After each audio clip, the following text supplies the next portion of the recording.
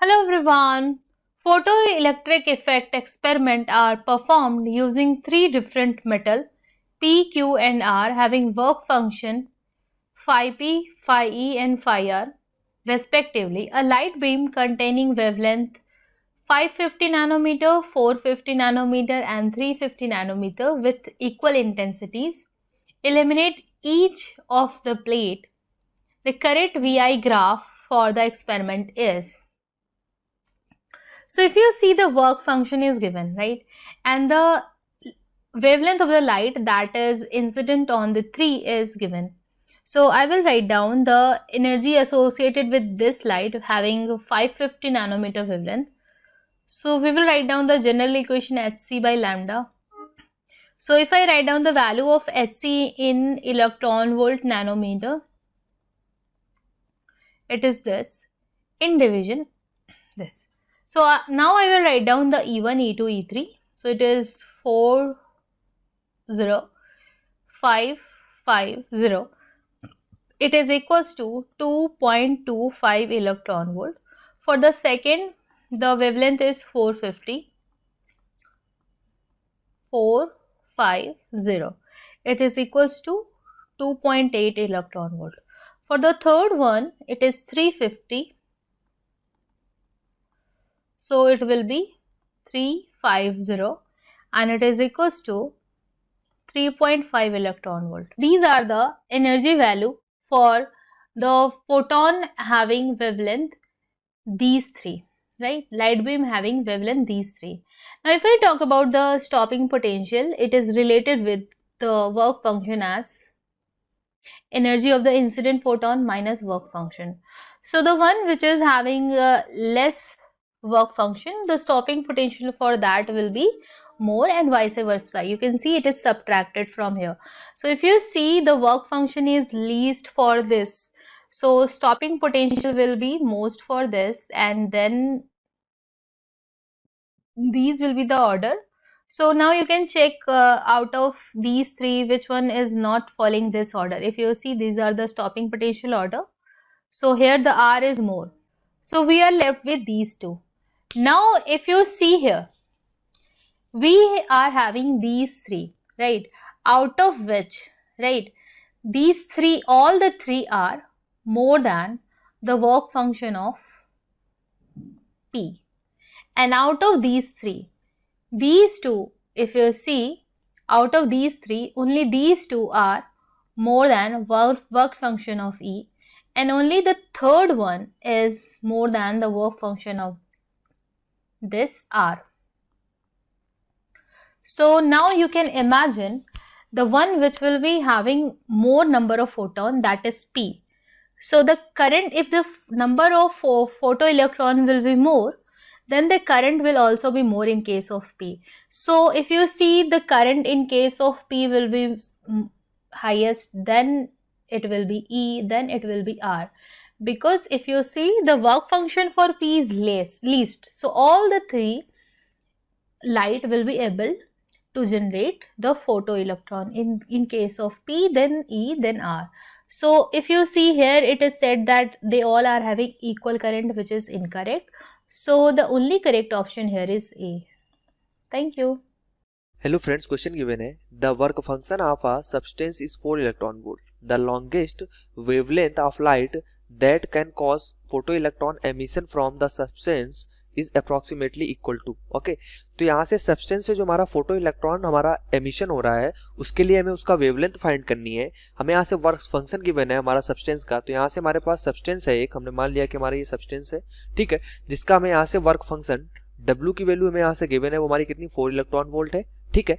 तो यहाँ से जो हमारा इलेक्ट्रॉन्स का यहाँ से जो एमिशन हो रहा है उसके लिए हमें यहाँ से उसकी लैम्डा मींस दैट उसकी वेवलेंथ की वैल्यू फाइंड करनी है, यहाँ से लैम्डा की वैल्यू फाइंड करनी है, ठीक है.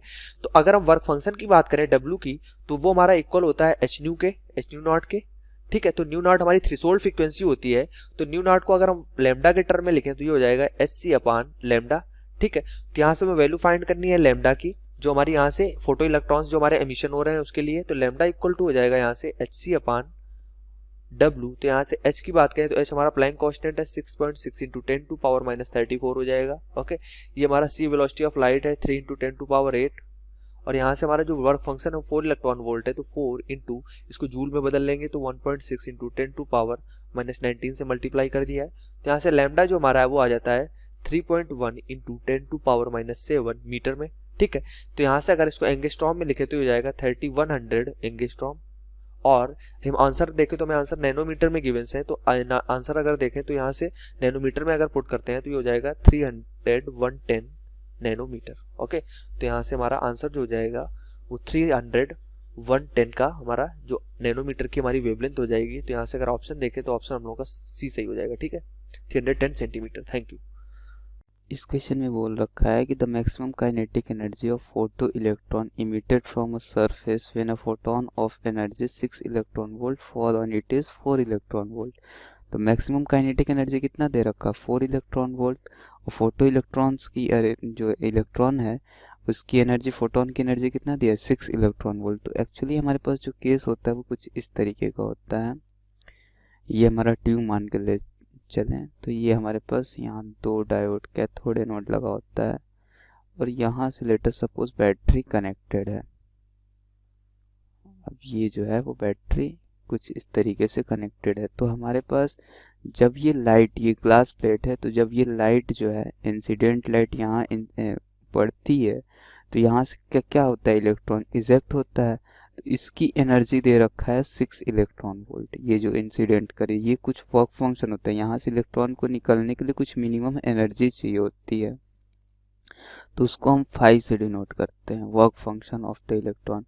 और यहाँ से जो निकलता है इलेक्ट्रॉन उसकी कुछ काइनेटिक एनर्जी होती है। अब ये बोल रहा है कि ये जो काइनेटिक एनर्जी हो मैक्सिमम काइनेटिक एनर्जी है, मैक्सिमम की इसके प्लेट के ऊपर से जस्ट इलेक्ट्रॉन निकल रहा होगा।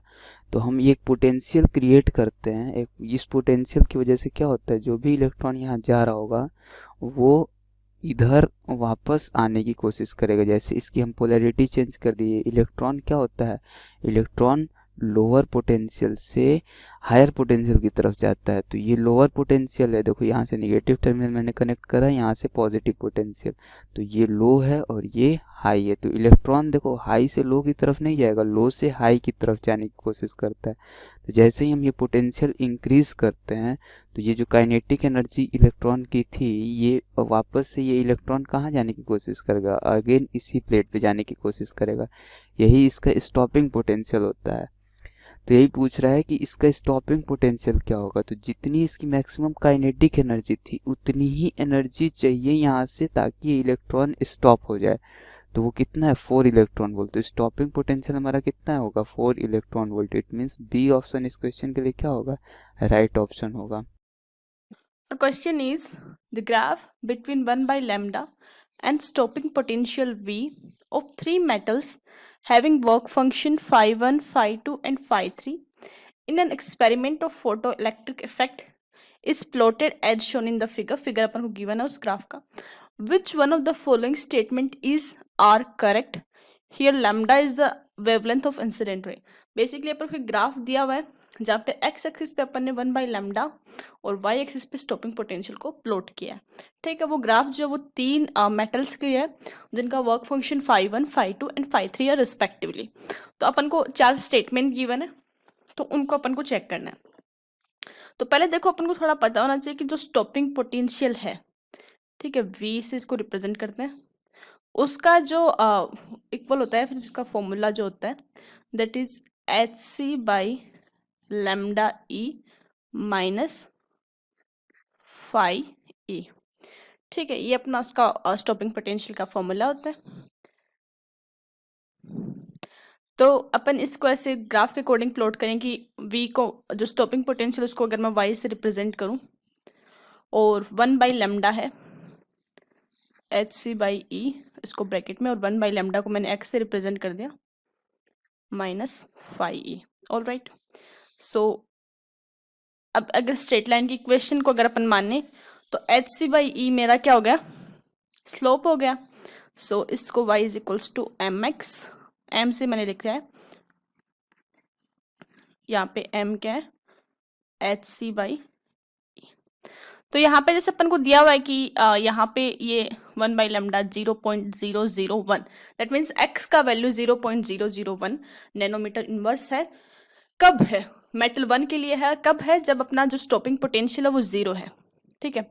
तो स्टॉपिंग पोटेंशियल होगा, मैं स्टॉपिंग पोटेंशियल मतलब y, तो y को 0 लिख दिया, ठीक है, इज इक्वल्स टू mx, और ये मैं फर्स्ट मेटल के लिए डिस्कस कर रही हूँ तो 5 1, ठीक है, उसका वर्क फंक्शन 5 1 है, तो यहाँ से आ जाएगा mx is equals to 5 1 e। All right, अब x का वैल्यू 0.001 0.00